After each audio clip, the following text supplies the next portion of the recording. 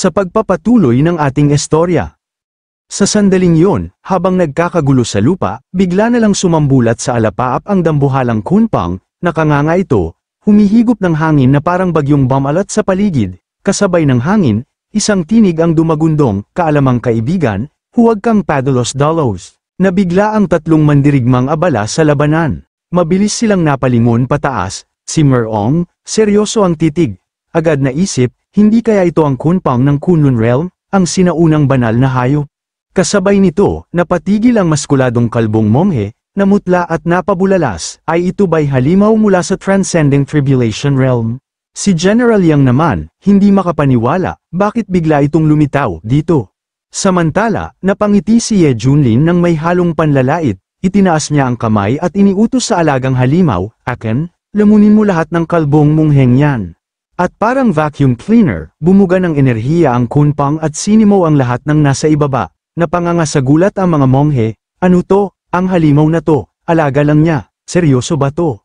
Kasabay ng sigawan at pagmamakaawa ng mga monghe, "Patawad, maawa kayo." Isa-isang nawala sila sa paningin, hinihigop ng dambuhala, ang pinakamakisig na monghe, nang paakyat na siya sa nguso ng Kunpang, isang tili ng takot lang ang naiwan. Sa taas ng pagkagulat, namutla si City Lord Merong Hai, nilamon sila agad. Si General Yang, napaatras habang mahigpit na hawak ang kanyang mace, ubos silang lahat, "Anong gagawin ko ngayon?" Di nagtagal, bumaba si Ye Junlin kasama ang kanyang mga disipulo, hinarap niya si Merong Hai. "Sino ka, kultibador, at bakit nandito ang mga demonyong mungheng yun, nagnanakaw, nanununog, at pumapatay?" Lumuhad agad si Merong bilang tanda ng paggalang at mahinahong nagwika, "Iuulat ko po, nakatatanda, ako po si Merong Hai, ang pinuno ng lungsod na ito. Ang mga mungheng yun ay pawang mga huwad, mga tauhan ng Shuangkong Mountain. Pumunta sila rito para dukutin ang 800 batang lalaki at babae upang gawing mga alipin ng kanilang kasuklam-suklam na pinuno. Buti na lang at kayo'y dumating, nakatatanda."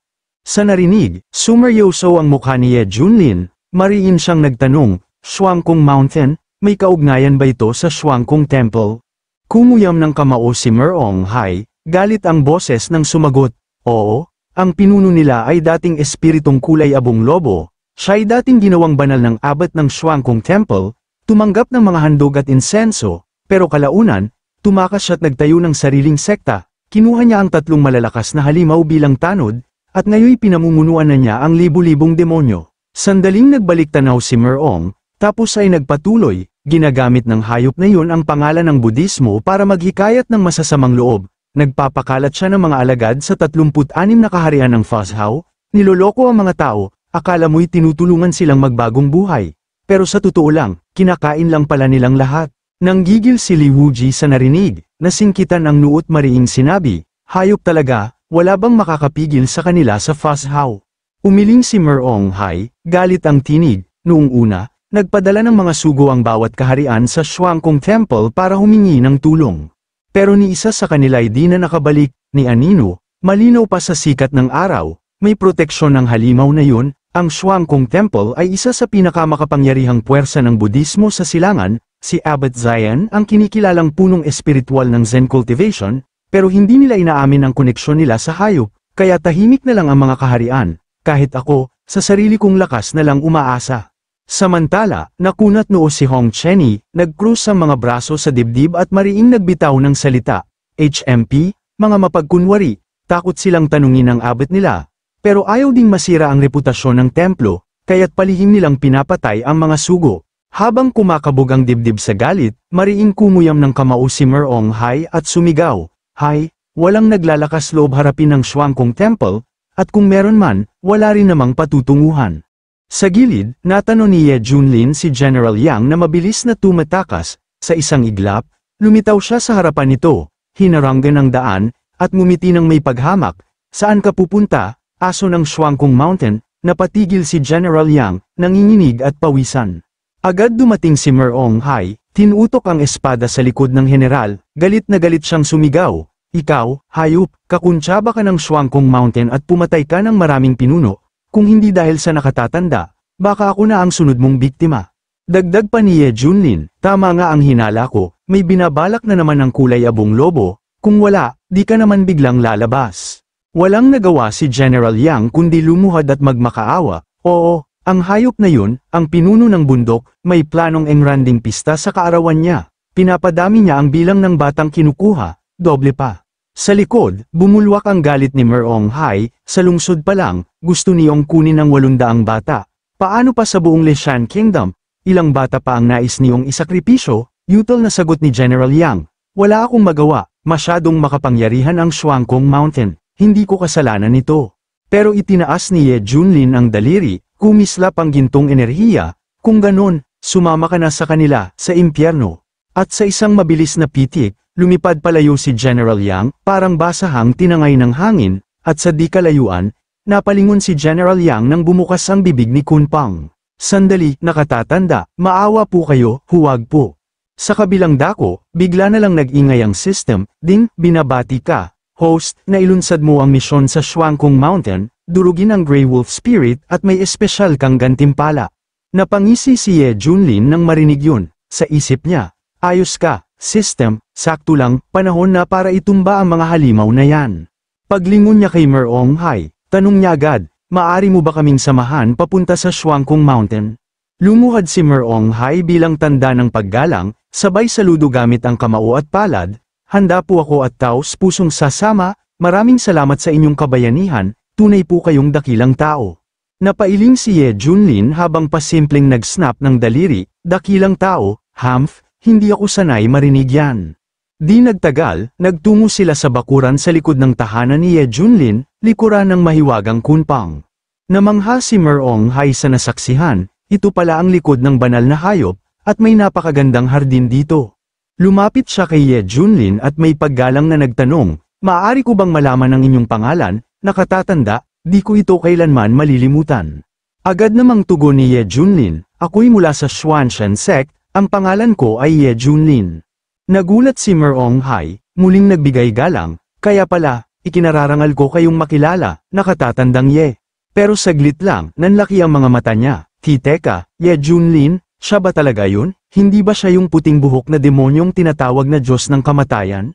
Naguluhan siya, sa buong Fuzzhao, si Ye Junlin ay kilalang halimaw, pero ngayon, siya ang nagal iligtas habang ang mga monghe ang pumapatay. Sa panahong ito, sino nga ba ang tunay na demonyo? Samantala, sa silangang bahagi ng Fuzzhao, sa loob ng kabundukan ng Shuangkong, matatagpuan ang pugad ng espiritong kulay abong lobo, sa pinakatuktok ng trono. Nakaupo ang makapangyarihang pinuno ng Shuangkong Mountain, ang espiritong kulay abong lobo, na nasa perfected stage ng nasasamang pagsasanib, habang sinusubo ang hilaw na karne. Lumagapak ang boses niya sa bulwagan, kumusta na ang mga ipinag-utos ko, na isa katuparan na ba ang lahat? Agara namang lumuhad si makukulay na Haring Manok, isa sa 3 dakilang tagapagtanggol, na nasa rurok ng pagpapabanal, iuulat ko, o pinuno, aniya, ang ating mga alagad ay malapit ng makabalik, sa loob ng 5 araw, sa araw mismo ng inyong kapanganakan, magiging handa na ang lahat, makukumpleto namin ang 66,666 na batang lalaki't babae, para sa inyong pagdiriwang. Sumingit si Chini Yuang, Haring Pulang Baka, at sabay na nagtawanan, siya'y nasa perfected stage ng nascent soul realm, hahaha, buong puso't katapatan, kami maglilingkod, hindi namin kayo bibiguin, o pinuno. Kasabay naman, si Ye Zhuang, Haring Baboy Ramo, na nasa parehong antas, ay masiglang ngumunguya ng hilaw na laman ng tao, iniisip ko palang ang malalambot na laman ng mga bata, tumutulo na ang laway ko, hehe. Ngumiti ang espiritong kulay abong lobo, pinupunasan ng bibig, napakabuti. Ang 66,666 na kabataang may likas na potensyal ay magkakaroon ng koneksyon sa ating Buddha. Hehehehe. Subalit bigla siyang natigilan, tumalim ang pandinig, may naramdaman siyang kakaibang enerhiya, isang hindi inaasahang presensya, napatayo siya. Kasama ang 3 niyang tagapagtanggol, napakalakas ng presensya, sino ang nang-ahas na pumasok sa ating teritoryo nang walang pahintulot. At sa isang iglap lang, nagbago sila ng anyo at naging malalakas na anyong enerhiya, sabay sabing, sumama kayo sa akin, agad, wika ng abong lobo, at lumipad silang 4, samantala, sa labas, ang Kunpang ay mariing tumatagos sa kalangitan ng Shuangkong Mountain, sa gitna ng paglipad, tumingin sa ibaba si City Lord Merong Hai, itinuro ang isang bahagi ng bundok at mahigpit na nagsalita, nakatatanda, yan ang pugad ng mga demonyong hayop ng Shuangkong Mountain. Sa may gilid, nakatayo si Ye Junlin ng matikas habang nakatuon ang tingin sa direksyong itinuro ni Merong Hai. Mariin niyang winika, simula ngayon, mawawala ang Shuangkong Mountain sa mundo. Tumango siya kay Akan, ang kanyang alaga, at nagsalita ng may tiwala, sa haba ng lakbay natin, sangkatutak na pampalakas ang tinire mo, ngayon ay nasa Transcending Tribulation Realm ka na. Habang ito'y nangyayari, biglang sumigaw ang espiritong kulay abong lobo mula sa likuran ng kanyang grupo. Sino ang may tapang, ngunit hindi na niya naituloy nang biglang sumigaw si Ye Junlin, Akan, ipakita mo sa kanila, kung ano ang tunay na hari ng mga demonyo. Sa isang iglap, lumitaw ang presensya ni Akan, mabagsik, misteryoso, tila isang kalamidad na lumakad sa anyo ng halimaw. Nang makita ito, nanlaki sa hilakbot ang mga mata ng kalabang grupo, si makukulay na haring manok, nanginginig sa takot, ay napabulalas, Pei Pinuno, ano to? Sinundan pa ito ni Haring Pulang Baka Qin Yuwang, na halos hindi na makapaniwala, anong nangyayari? Biglang sumalakay si Akan, singbilis ng kidlat, gamit ang dambuhalang katawan, sinalpok niya ang kalaban na parabang isang bundok ang bumangga, nagsitilapon ang mga ito, lumuluwa ng dugo habang gumugulong sa ere sa sakit, at dinaglaon malakas silang bumagsak sa lupa na tila binagsakan ng nuclear bomb, isang napakalaking hukay ang naiwan sa pinangyarihan. Si City Lord Merong Hai, napakunot noo, saka nagwika ng seryoso, isang atake lang, at winasak agad ang Shuangkong Mountain. Ito na ba ang kunpang na hinuhulaan sa mga alamat, isang banal at sinaunang halimaw?